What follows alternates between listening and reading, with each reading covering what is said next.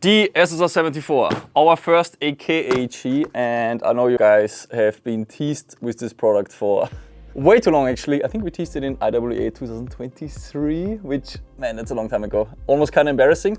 But yeah, it's a steel AK. We learned lots of new things also about production processes and so on. And yeah, as always, we wanted to take the time to make sure that what you get is good. And this one very much is, yeah. I'm, again, quite proud of what we created here.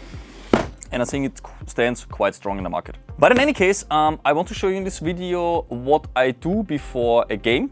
This is a brand new SSR74 from the warehouse. This is the long version, and I just guide you through the whole process of how I prepare it, what I do, and I will share all the knowledge I have about this platform that you should know as well. Let's get into it. Now, again, it is the long version. I personally, if I wouldn't make videos, I would definitely get the short version. It's just smaller, it's lighter, and I like that. But for video purposes, I use the long one because the long one gives me a better camera angle for the selfie camera. The foam we don't need, here's a little plug, we don't need that. Allen keys for quick spring exchange, safety manual, basic safety, of course. One magazine, this guy holds 200 rounds. And then we have the gun, which comes with the stock included. I know some people will ask that because the SSX10 didn't.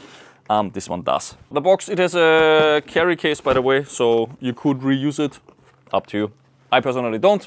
I use gun bags because then I can leave the optics mounted and all of this. Of course, I take a look. There shouldn't be scratches. Yeah, just that it, was transported safely to you. Go check it out. All nice and clear. First thing I do is safety on, and I'm gonna put in a battery. Now, there's different types of batteries that will work in this replica, but I highly recommend to not use the standard buffer tube M4 battery. This is what we offer with the SSR4. It kind of works in there, but I will show you later why I don't think it's a good idea to use it. I would get this one. This is longer. It has 200 milliamp hours more, and it fits very nicely in here. And it stabilizes itself. So when you open this, it stays in place. And it's just slim enough so that the charging handle moves freely. If I now put the standard buffer tube battery in here, first of all, I can't get it into this hole. So when I open it, it's gonna fall out. And it, more likely to damage cables and all of this. And also when I put it in here, I have a much harder time closing it. It's just not ideal, it works, but it's just not ideal. And now my charging handle, yeah, I can rack it back, but it's, it's kind of stuck and you even run the risk of damaging the battery. So while it kind of fits, I really don't recommend it. So better not use this one. Take the one that we recommend, this guy right here. Again, you can very nicely here index it here in the front. It's also an extended battery compartment. It's a bit larger than on standard AKs and it holds it in place. Then you connect the battery, hold the gun in a safe direction. Not that it shoots as you connect it, which it shouldn't, but you never know. And now close it up.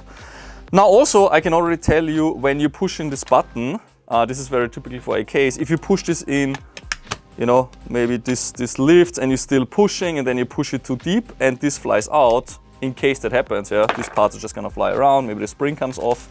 Just gonna show you how to re-index it because this could happen to you. Put the spring back on, just like so. Then you use your fingers to pull the spring back. So basically what you have to achieve is, with the spring pulled backwards, you have to get it through the first hole and then into the second hole, to assemble it again. All of this should be done, of course, while the fake bolt is in the gun. So I bring it here towards the back, slide it in, bring it forward.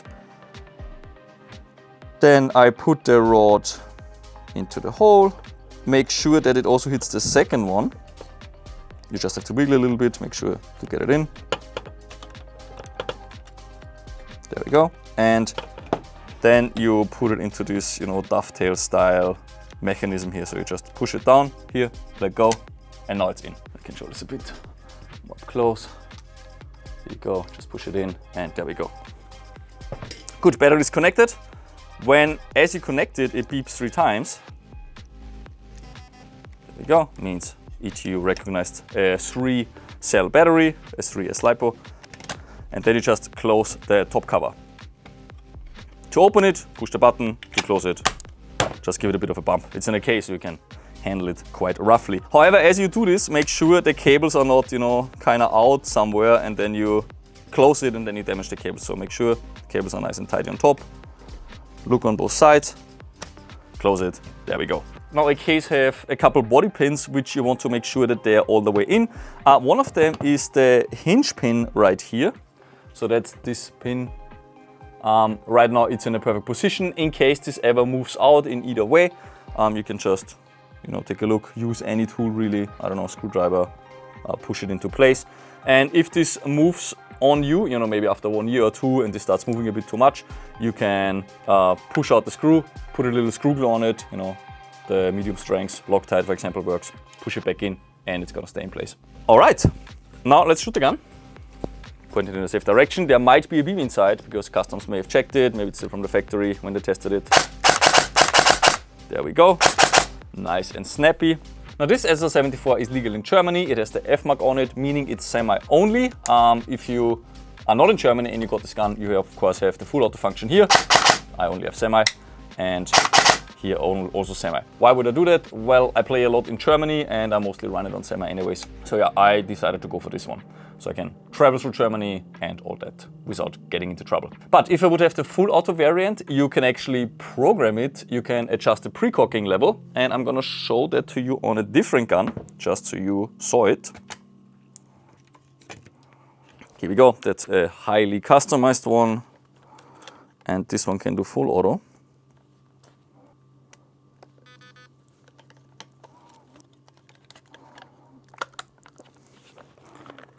Make out, make sure it's empty. Good. To adjust pre-cocking, I hold the trigger on semi until the first beep.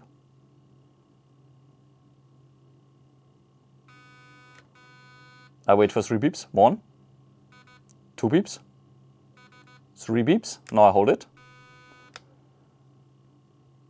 And here is where the pre-cocking levels start. There's going to be a programming tree, which is going to bring it on screen, so you better understand what I'm doing. On a 3S LiPo on this gun, I want it on pre-cocking level 3. On 4, it already overspins, and pre-cocking level 4 and 5, they're really more for 7.4 batteries. You know, if you want to run it on a lower RPS, but you want fast semi, then you can bring it to 4 and 5. But on the 3S battery, I will go for pre-cocking level 3. So 1 beep, 2 beeps, 3 beeps, I hold the trigger. There we go. Now I should have snappy semi. Yeah, that's perfect. There we go. But the German version cannot do this because it could make it shoot twice. So unfortunately I can't do it on the German one. Either way, it's a snappy gun, so I can live with that.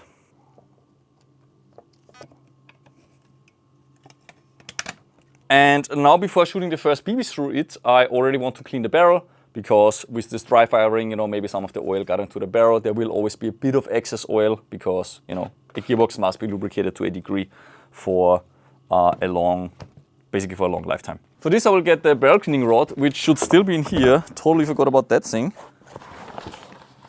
Here we go. So make sure to also look under your foam because there's the barrel cleaning rod.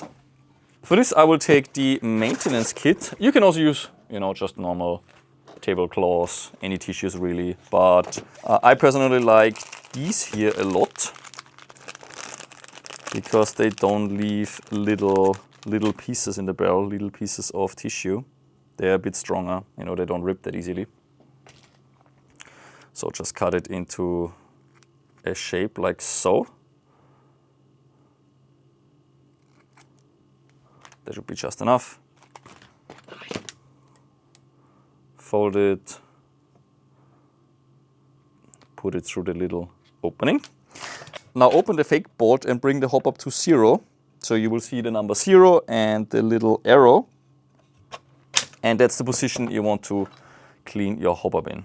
Use no other liquid than rubbing alcohol. It's best for getting rid of all the dirt, doesn't damage your bucking. You guys know the drill. Now why do I do that? In general, there's always some stuff in the barrel. Yeah, it's dust, it's salt water from the transport. You just want the barrel cleaned. Okay, it's a bit too long.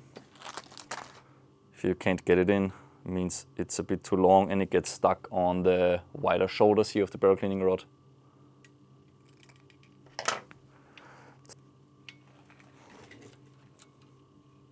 You just twist it, push it in until you hit the nozzle, turn it a bit. There shouldn't be too much friction, otherwise you can start displacing the hop up, but you can see with 2 fingers I can easily turn it and move it in there. There we go. This barrel is actually fairly clean. I don't need to run it a second time, but if it comes out dirty, do it a couple times until it comes out clean. Now you can dry fire it a couple times to get the air through. That will help evaporate the rubbing alcohol. Good. Now let's put in some BBs and chrono it. In this loader I have 32 gram BBs. This works best on the 1.5 joule variant, which is what I have right here. You can also run it with heavier BBs. It can hop it, but on full auto it could be that it skips a couple rounds here and then. So 32s is for me the sweet spot. If you go lighter, you lose accuracy as always. You know, heavier BBs will always shoot more consistent. So 32s is where this gun performs best. For loading of the magazines, these have 200 rounds, so I really recommend getting either an electric loader like this one or to get the rotary adapter, this one right here. You really just push it into a rotary speed loader, it locks, and then you lock the magazine here in the adapter. You crank it, and that's how you get in the BBs. There we go. Let's chrono it.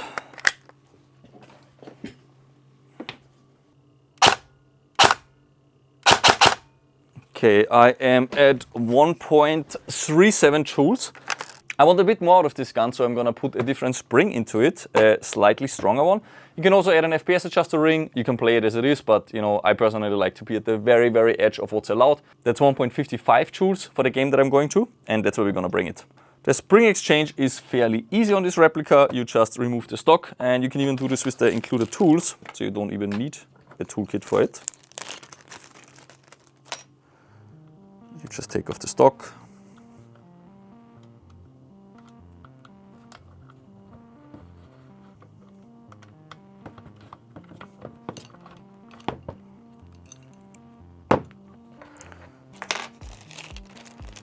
Then the small Allen key. Here in the back you find a screw. Unscrew that to get rid of the Picatinny. Actually something I quite enjoy about this replica, because when I started playing airsoft, AKs had this very awkward, you had to take out the whole gearbox to take out the spring. We really wanted to avoid that, so we made that cutout here on the rail, and this is where you can take out the spring guide. You also have to lift the cover, and then you can just go in with anything really. Push it in, turn it 90 degrees until it comes out. There we go. Now we put a different spring. That should do.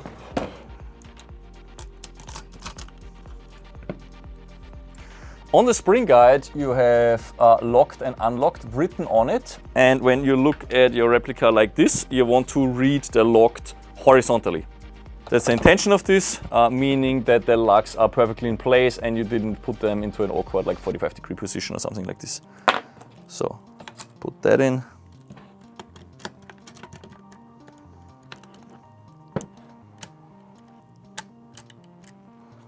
There we go. And now here it says locked. I'm not sure if you can see it.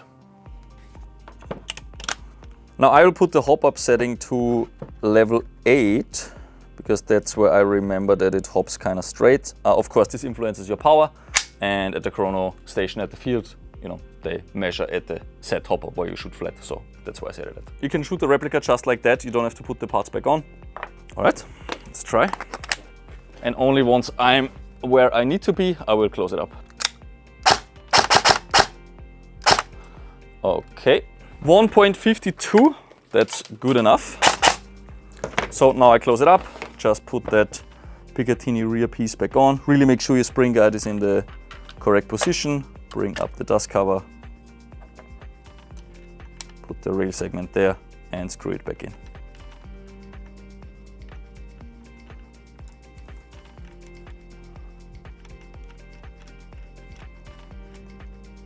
Now, if you do the quick spring exchange on a gun that can do full auto, you want to fire it on full auto before you do it, because otherwise it's on pre-cocking, meaning that the piston is backwards, and then it's a lot harder to take out the spring because the spring is tensioned already. So fire it on full auto, this decocks the gun, meaning that the piston is all the way forward, and then the quick spring exchange is a lot easier. Now, when you mount back the stock, you have multiple options. You can mount it down here, in the middle, or up here, and that is actually quite useful depending on what you're running. So before I mount the stock, I mount my optic, then I put on my mask, and then I see where I want the stock to be. As an optic, I choose the V3 red dot. I think it looks nice on it. I usually put it kind of where the mag sits. I think that's where it looks good.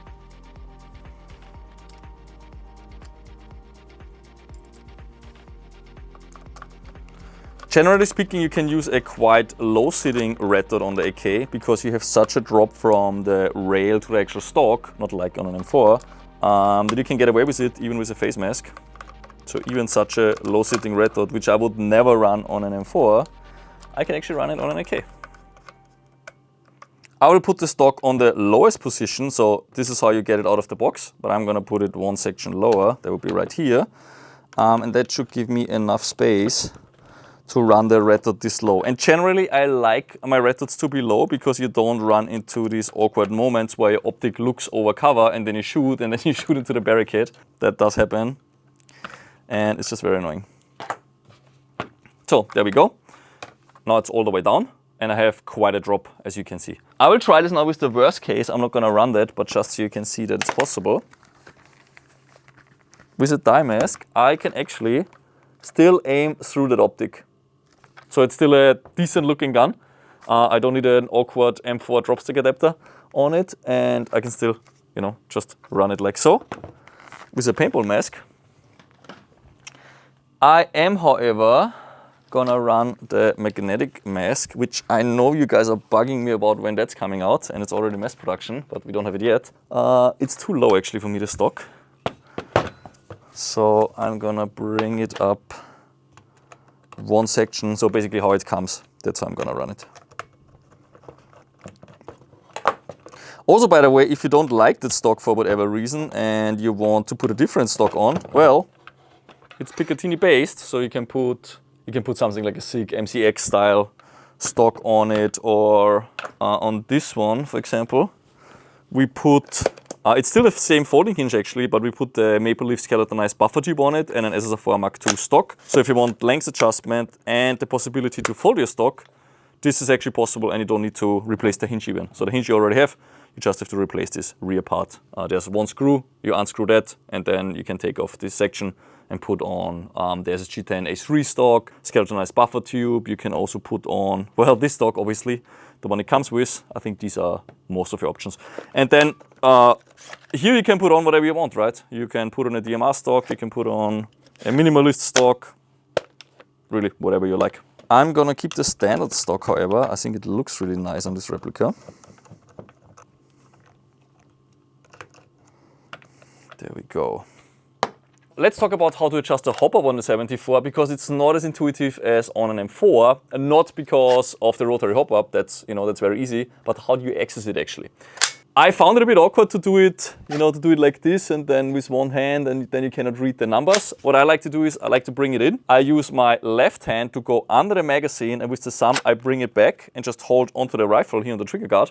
And now I can just look at it and adjust it. This you can do with gloves, you can do it in the field with your gear on. This has been working best for me. You just adjust it, you shoot it, you bring it back again, you look, you adjust it, bring it forward again and shoot.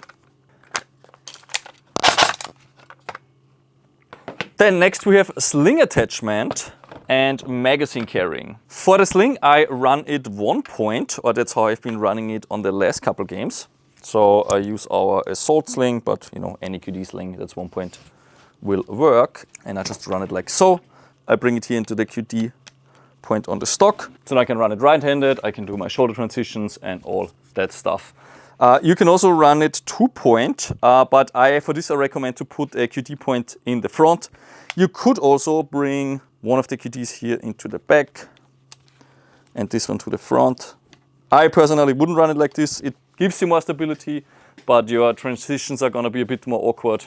Yeah, I personally don't like that. I know some people like to run it here on the outside, so it really pulls the gun towards you. What I recommend more, if you really want to run it in 2-point configuration, is to put an adapter into the M-lock. Now you might be asking, Christoph, why didn't you just put the QD point into the handguard?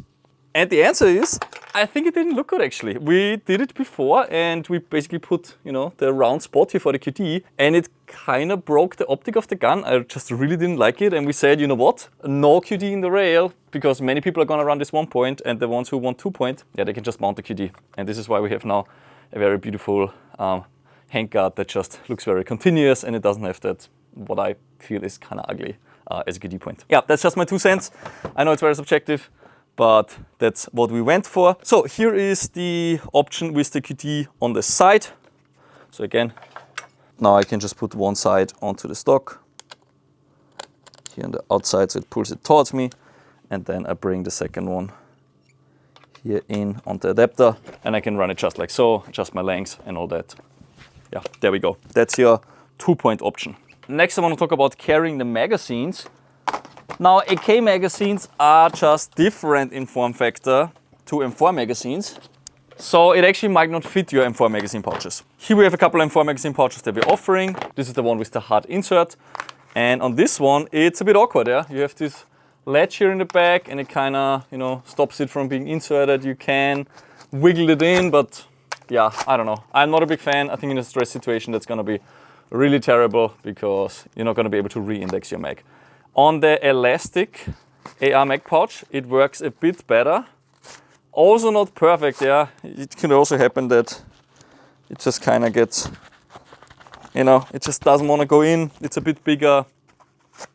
The corners here at the top just really don't make it easy to insert it into these mag pouches. So what we recommend is the single AK mag pouch. This we designed for AKs, also for AUGs and G36s. So you can just get it in there like so. Out of the box it comes with the shock cord that you can put on top. I personally cut these, I don't like them, but you can always run these as well for additional security. But on these ones, you know, just index it, you pull it out, easy peasy. Another option is the closed universal mag pouch. You can put 2 M4 mags in there or 1 AK mag. And honestly, I feel like with this Russian style gear, I don't know why, but I feel like these closed mag pouches look better on the gear. Maybe that's just my opinion. But yeah, this one is also a good option if you want that additional security. I personally will run 3 of these on my carrier, 1 in the gun, so 800 rounds on me. That is plenty. One thing about the AKs also, mag changes are quite differently. Now when it comes to speed reloads, you can literally pull out 1 mag, you bring it, it really goes naturally. Especially with, you know, we have this angle trigger guard here for that specific reason.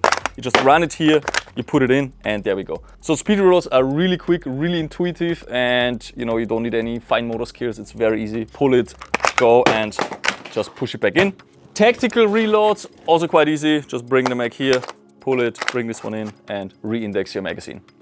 This gun, just like any AG, needs a certain break-in period. I recommend to shoot at least a couple hundred PBs. Yeah, I don't know, do 3 magazines or something like that. They will just break in the hop up and all that. It's gonna start shooting more accurately and all that. Also, because these are 200 round magazines, if you fill them all the way to the brim and you really take a push button speed loader and you push in those last PBs, this gun can suffer from mid-cap syndrome. That means that your first PBs, they just don't fly as far because the nozzle cannot fully close because of all the stack pressure. So I really recommend to, just don't push in these last 10 BBs. Load it to 190, maybe 185, especially when these mags are brand new. They will lose spring power over time anyways, and then you can start filling them to the 200. But in the very start, don't fill them all the way up and just put them in the gun. You can, it's not harming the gun, but your shooting results, especially on those first 10 BBs, will not be as nice. Once these first 10 BBs are shot, everything stabilizes and there won't be any issues, but just be aware of that as well. Next, I would like to talk about accessorizing. This is a very bare bones AK. That's how I like to run it. I don't like to put too many accessories on my replicas because I already have cameras on them and that makes them heavy. So I try to avoid anything but cameras. In any case, one of our guys built this one right here just to kind of show what's possible.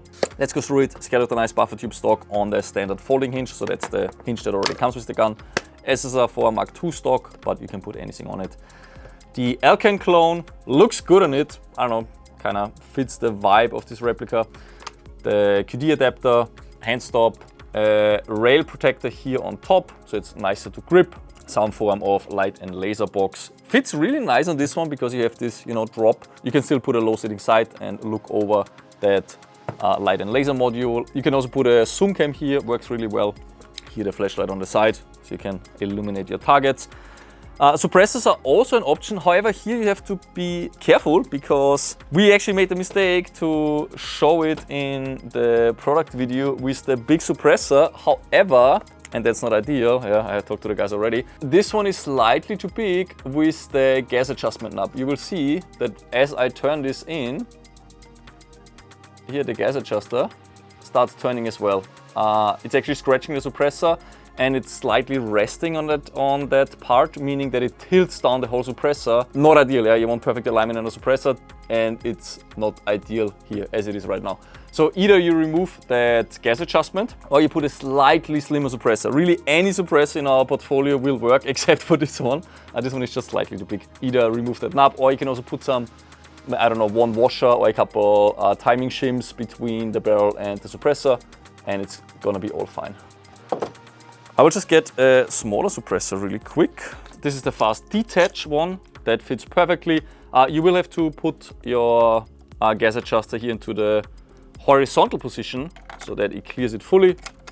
But that one aligns nicely, looks really good on it as well.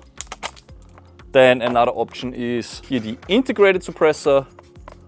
That one, I personally think it looks best proportions wise on the short one, and because it's short it also allows, for that little bit of an additional length.